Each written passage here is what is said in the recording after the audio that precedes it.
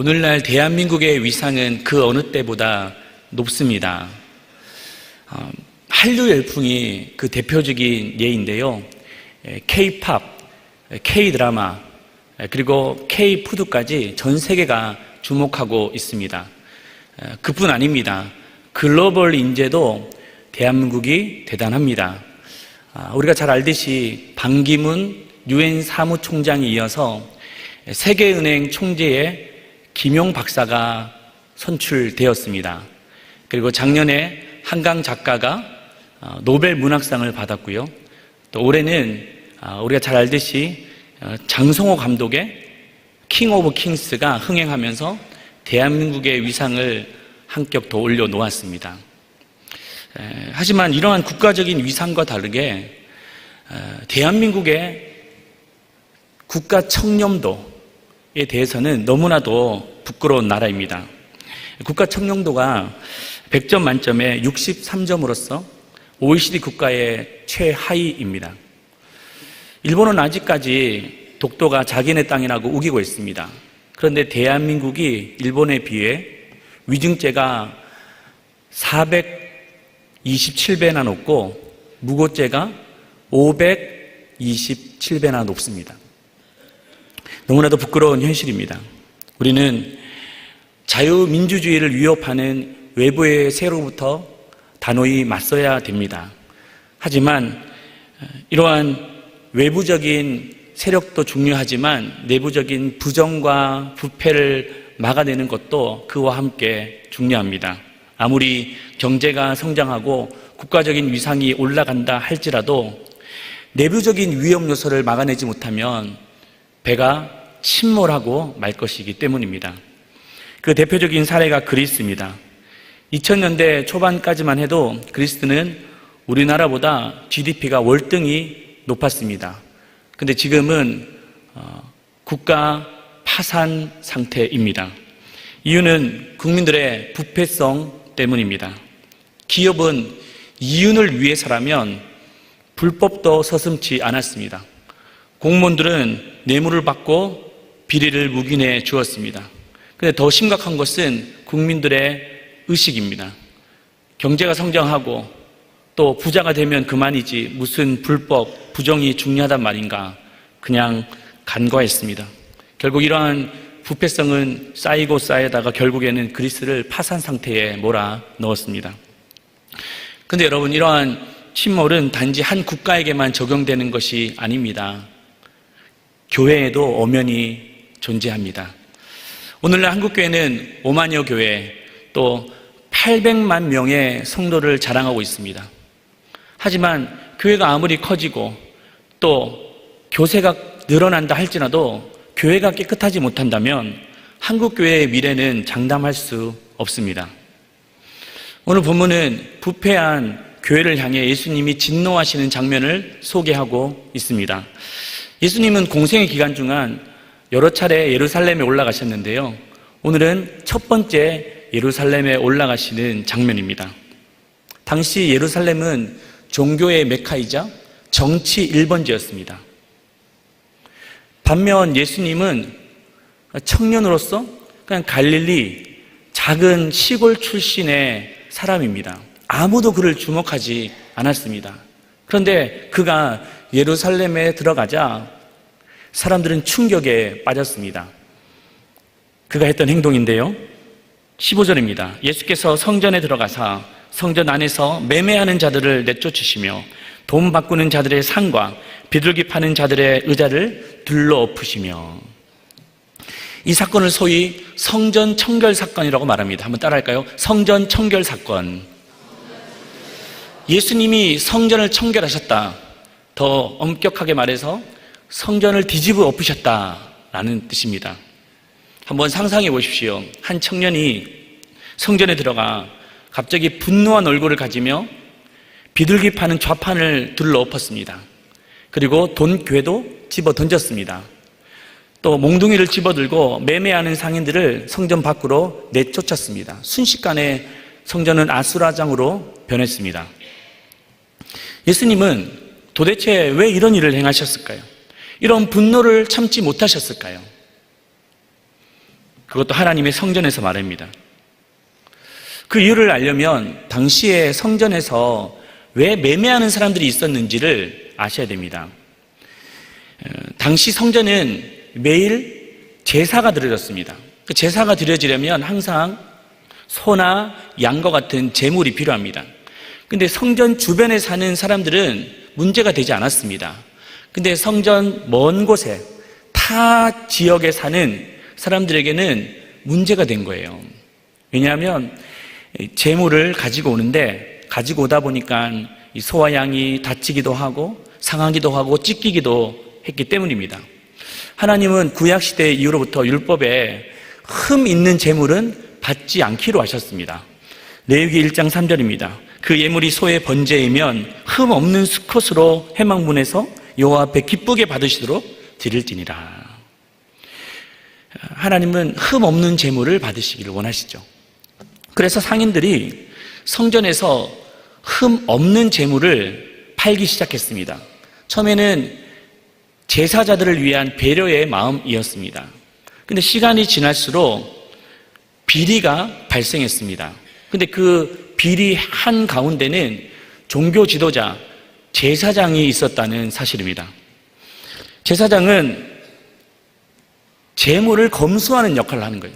이 제물은 통과, 이 제물은 탈락, 이 제물에 흠이 있으면 탈락, 흠이 없으면 오케이. 그런데 이 제사장이 멀쩡한 제물을 돌려보냈습니다. 그리고 이 제사장이 결탁한 장사꾼들의 제물만 받았던 겁니다. 그러면서 이 장사꾼들이 거액의 커미션을 주었던 것이죠.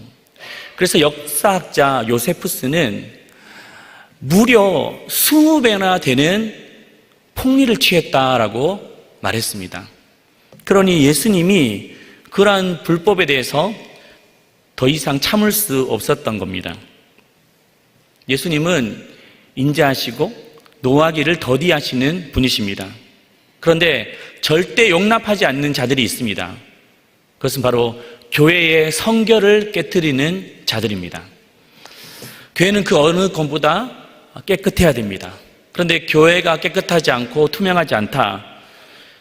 그러면 교회의 기능을 상실했다는 증거입니다. 그렇다면 당시 성전의 부정과 부패를 보시고 분노하셨던 예수님이 오늘날 교회를 보시면서 어떻게 평가하고 계실까요? 참으로 부끄럽지만 몇 가지를 진단하고자 합니다. 첫 번째는 목회자의 타락입니다.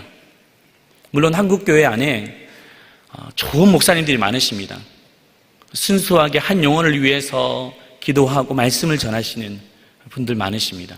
또 사회적인 약자를 돌보고 또 가난한 자와 헐벗은 자들을 또 섬기는 분들도 많으십니다. 그렇지만 타락한 목회자 때문에 교회가 몸살을 앓고 있습니다. 예레미야서 23장 1절입니다. 여호와의 말씀이니라 내 목장의 양떼를 멸하며 흩어지게 하는 목자에게 화 있으리라. 목회자가 교회를 사유하기 시작했습니다. 말로는 교회는 하나님의 것이다 라고 말하지만 속내는 교회를 자기의 소유로 만들었습니다. 또 목회자의 성적인 범죄가 드러났습니다. 성도가 이런 범죄를 저질러도 깜짝 놀랄 일인데 목회자가 그 일을 했으니 성도들이 충격에 빠졌습니다. 두 번째는 성도의 이중 생활입니다. 이들은 그 누구보다도 교회에서 경건합니다. 하지만 알고 보니 이중 생활하고 있었습니다. 예수님의 시대에는 서기관과 바리새인들이 그러했는데요. 예수님이 이들을 향하여 이렇게 신랄하게 비판하셨습니다. 마태복음 23장 13절입니다. 화 있을진저 외식하는 서기관들과 바리새인들이여 너희는 천국 문을 사람들 앞에서 닫고 너희도 들어가지 않고 들어가려 하는 자도 들어가지 못하게 하는도다. 너희들만 망하지 왜 사람들까지 망하게 하고 있느냐 신랄하게 비판하셨습니다. 제가 목회 초기에 어느 한 장로님이 계셨습니다. 교회에서 존경받는 분이셨습니다. 근데 그 부인 권사님은 늘 얼굴이 어두우셨어요. 저분이 왜 저렇게 어두울까? 그런데 아니나 다를까 어느 날 이 권사님이 제게 조용히 찾아오셨습니다. 목사님, 상담 좀 받을 수 있을까요? 알고 보니 이 장로님이 교회에서는 그렇게 존경받지만 집안에서는 이 권사님을 때리고 폭력을 행사하는 자였던 겁니다. 누구에게도 말할 수도 없고 제게 도와달라고 요청하셨습니다. 전 너무 가슴이 아팠습니다. 또 어느 한 안수 집사님은 교회에서 온갖 힘든 일은 도맡아 하셨습니다. 그런데 알고 보니 밖으로는 외도에, 불륜에, 이 성중독에 빠져 있었습니다. 이것은 몇 가지 예이지만 이러한 성도들의 이중생활을 본 자녀들이 과연 건강할 수 있을까요? 이들이 있는 공동체가 과연 올바르다고 말할 수 있을까요? 세 번째는 교회의 권력화입니다. 당시 예수님의 인기는 최고조에 달하고 있었습니다. 그러자 예수님의 제자 중에 야고보와 그리고 요한, 형제입니다. 이 형제들의 어머니가 예수님에게 찾아와서 이렇게 요청합니다. 예수여, 당신의 나라가 임할 때 우리 아들 하나는 오른편에 또 다른 하나는 왼편에 앉게 해주십시오. 이것은 불의한 청탁이었습니다. 근데 왜 이 여인은 예수님에게 이렇게 청탁하고 있습니까? 그 이유는 교회를 권력의 집단으로 이해했기 때문입니다. 하지만 예수님은 단호하셨습니다. 마태복음 20장 25절 26절 예수께서 제자들을 불러다가 이르시되 이방인의 집권자들이 그들을 임의로 주관하고 그 고관들이 그들에게 권세를 부리는 줄을 너희가 알거니와. 이 말은 내가 이방인들처럼 임의로 주관하고 권세를 부리는 자라고 생각하느냐? 그렇지 않다. 당장 교회의 권력화를 멈춰라라고 경고하셨습니다. 이런 예수님의 경고에도 불구하고 오늘날 교회가 점점 권력화되고 있습니다. 왜 개신교회가 탄생했습니까? 로만 카톨릭의 그 하이어라키, 계급구조, 교황 밑에 주교 밑에 사제가 있는 그 상하관계를 타파하기 위해서였습니다. 그래서 리폼드 됐습니다. 개혁됐습니다. 그런데 오늘날 교회가 어떻습니까? 목사, 장로, 권사, 집사 계급화되어 가고 있습니다. 섬기라고 주신 직분을 권력의 수단으로 악용했고 또 직분을 맡기 전에는 겸손했는데 직분을 맡자마자 목이 꼿꼿이 곧아지기 시작했습니다. 이 모든 자들이 교회의 성결을 깨트린 자들입니다. 결국 이러한 모습은 교회의 권위를 실추시켰고 사람들로 하여금 교회를 떠나도록 만들었습니다. 예수님이 오셔서 이러한 교회의 모습을 볼 때 어떻게 판단하실까요? 상상만 해도 너무나도 두렵습니다. 근데 여기서 예수님의 분노를 멈추지 않습니다. 또 누군가를 향하고 있는데 바로 불법을 동조하는 자들입니다. 15절 말씀입니다. 예수께서 성전에 들어가사 성전 안에서 매매하는 자들을 내쫓으시며, 여기서 매매한다라는 말은 재물을 파는 자도 포함되지만 재물을 사는 자도 포함됩니다. 재물을 파는 자들은 불이한 이득을 취했으니까 심판하셔도 됩니다. 그런데 재물을 사는 자들까지 심판해야 됩니까? 이들은 어쩌면 피해자이지 않습니까? 그러나 예수님의 눈에는 이 불법을 주도하는 자도 심판의 대상이지만 이 불법을 동조하는 자, 묵인하는 자들도 심판의 대상이었음을 말해주고 있습니다. 16절입니다. 아무나 물건을 가지고 성전 안으로 지나다님을 허락하지 아니하시고. 여기서 중요한 단어는 어떤 단어일까요? 물건일까요? 성전일까요? 허락일까요? 여기서 가장 중요한 단어는 바로 아무나입니다. 예수님은 성전에 아무나 들어오기를 원치 않으셨습니다. 여러분, 신앙생활은 아무나와 누구나, 누구나와 아무나를 잘 구분해야 됩니다. 먼저 누구나는 성전 밖에 있는 자들을 말합니다. 요한복음 7장 37절 38절입니다. 누구든지 목마르거든 내게로 와서 마시라. 나를 믿는 자는 성경 이름과 같이 그 배에서 생수의 강이 흘러나오리라. 요한복음 3장 16절 하나님이 세상을 이처럼 사랑하자 독생자를 주셨으니 이는 그를 믿는 자마다 멸망하지 않고 영생을 얻게 하려 하심이라. 예수님은 부유하든 가난하든 배우든 배우지 못했든 죄가 있든 죄가 없든 회개하고 돌아오면 누구나 다 용납해 주십니다. 그런데 누구나 용납한다고 해서 아무나 용납해 주는 것은 아닙니다. 여기서 아무나는 자신을 개혁하지 않는 자들을 뜻합니다.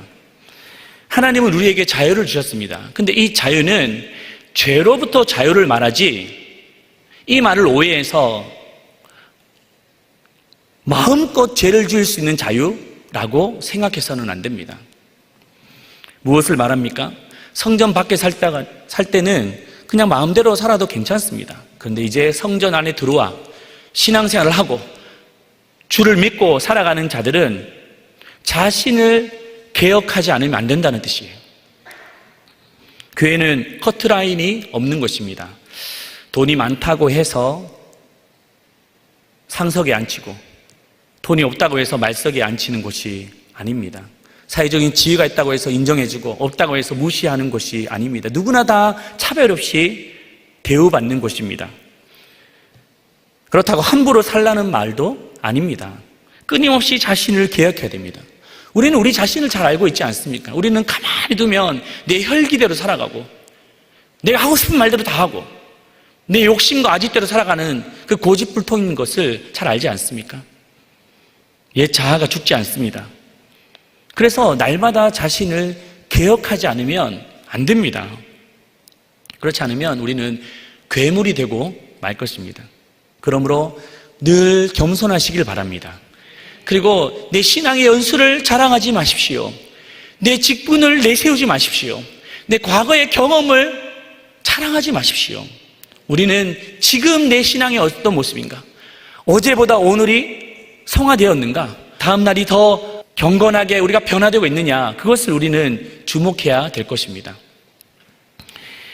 여러분, 어제보다 오늘보다 내일이 더 변화되고 또 거룩하게 주님의 성품을 닮아가시기를 축복합니다. 그렇다면 예수님은 왜 하필 성전을 개혁하셨을까요? 대제사장이 타락했으니 제사장의 집만 둘러엎으면 되지 않습니까? 또 장사꾼이 타락했으니 그 장사꾼의 물류센터를 그냥 개혁하면 되지 않습니까? 왜 예수님은 성전을 개혁하셨습니까?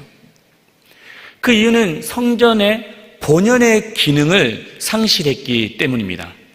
17절 말씀 같이 읽겠습니다. 이에 가르쳐 이르시되 기록된 바 내 집은 만민이 기도하는 집이라 칭함을 받으리라고 하지 아니하였느냐. 너희는 강도의 소굴을 만들었도다 하시매. 성전의 원래 기능은 무엇입니까? 만민이 기도하는 집입니다.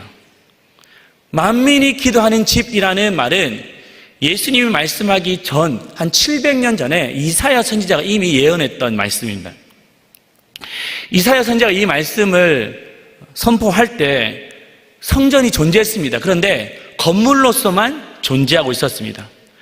그곳에는 기도가 사라진 지 오래되었습니다. 많은 예배자들이 모여들었고 소와 양이 드려졌지만 진심으로 기도하는 기도자는 없었습니다. 그러니 이사야 선지자는 너희들은 마당만 밟고 가는구나, 성전 뜰만 밟고 가는구나 라고 책망하셨습니다. 그런데 예수 시대도 별반 다르지 않습니다. 예수님이 성전을 바라보시면서 이 시대가 700년 전 그 모습과 전혀 다르지 않았던 거예요. 그래서 이 말씀을 인용하면서 내 집은 만민이 기도하는 집이다 라고 선포하고 계십니다. 그런데 이 만민이 기도하는 이 성전의 기능을 다하지 못한다면 돌 위에 돌 하나도 남지 않고 깡그리 무너지고 말 것이다 라고 하십니다. 2장 뒤에 마가복음 13장 이렇게 말씀하셨는데요. 예수께서 성전에서 나가실 때에 제자 중 하나가 이르되 선생님이여 보소서 이 돌들이 어떠하며 이 건물들이 어떠하나이까. 예수께서 이르시되 내가 이 건물들을 보느냐 돌 하나도 돌 위에 남지 않고 다 무너뜨려지리라. 이스라엘 역사를 보면 총 3번의 성전이 세워졌습니다. 첫 번째 성전은 BC 960년에 세워진 솔로몬 성전입니다.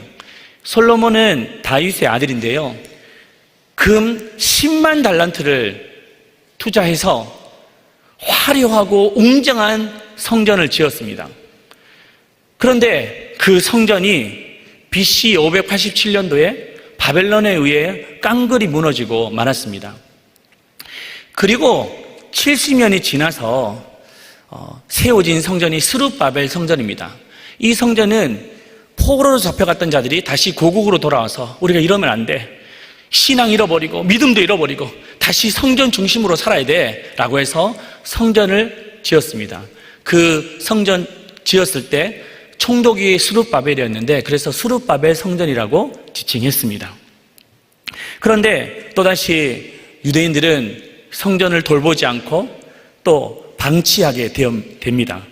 그리고 난 뒤에 세 번째 성전이 500년이 지나서 BC 20년에 헤롯이 세운 성전이었습니다. 이 헤롯은 유대인들의 환심을 사기 위해서 성전을 지었는데 두 번째 성전이 파괴되고 두 번째 성전이 방치되어 있는 것을 다시 개보수한 성전이 세 번째 성전, 헤롯 성전이 됩니다. 근데 이 성전도 예수님 시대에 어떻게 됩니까? 결국 예수님의 예언대로 AD 70년에 로마의 장군 티투스에 의해서 돌 위에 돌 하나도 남지 않고 깡그리 다 무너지고 말았습니다. 위 세 가지 성전에 무너진 공통된 특징을 아십니까? 그것은 바로 성전에서 기도하는 자들이 없었다는 사실입니다.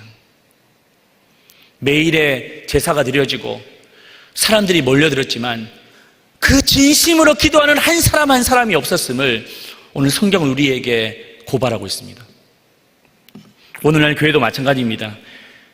기도는 교회의 심장과도 같습니다. 그러니까 기도가 살아있어야 돼요. 사람의 몸의 심장도 펌프질을 해서 각 기관에 피를 보내지 않습니까? 그래야지만 모든 기관들이 잘 작동되고 또 살아날 수 있습니다. 교회도 마찬가지예요. 교회가 기도가 사라졌다? 그러면 모든 기관에 피를 수혈할 수 없는 거예요. 영적인 피를 공급할 수 없습니다. 겉으로는 프로그램에 의해서 돌아갈지 모르죠. 뭐 제자 훈련도 하고 또 성경 공부도 하고 여러저러 이유로 활동을 합니다. 그런데 기도가 그 저변에 깔려있지 않다? 그러면 순식간에 날아가는 안개와도 같습니다. 그래서 우리의 모든 기관마다 부서마다 기도가 살아있어야 돼요. 예배도 기도가 살아있어야 됩니다. 주일학교 아이들을 교사가 아무리 사랑으로 돌본다 할지라도 기도가 없다? 오래가지 못하는 거예요.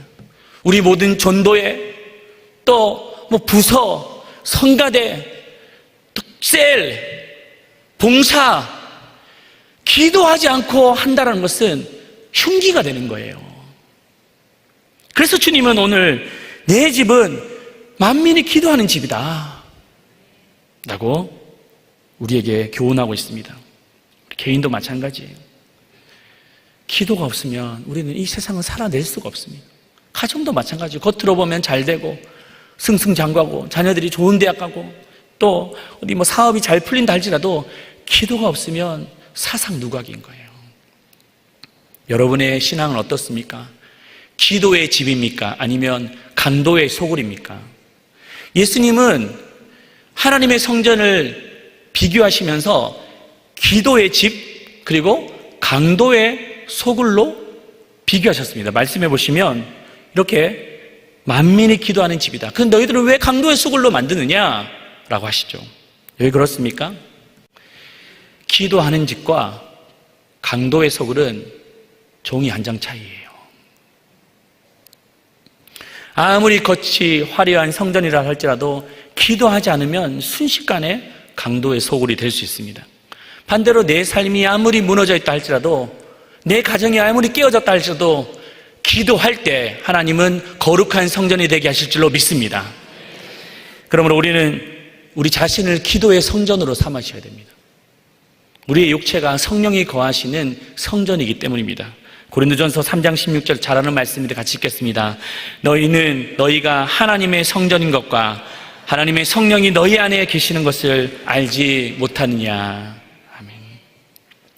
저도 한 끗 차이, 종이 한 장 차이로 내 신앙이 왔다 갔다 할 때가 많습니다.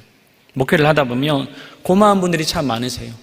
정말 저를 위해서 기도해 주시고 또 말 한마디를 하시더라도 따뜻하게 대해 주시고 저도 너무 고맙죠. 근데 때로는 목회를 하다 보면 이런저런 분들이 많으십니다. 좋을 때는 목사님, 근데 뭔가 수틀리면 횡하니 그냥 지나가시는 거예요. 때로는 뒤에서 제 얘기를 수근수근 하시면서 온갖 비난을 하시고, 물론 그럴 수는 있겠지만 사람인지라 저도 한 번, 두 번 쌓이다 보면 사람에 대한 경계심이 생기는 거예요. 그럼 저분은 나에게 해를 끼치는 사람인가? 아니면 나에게 유익한 사람인가?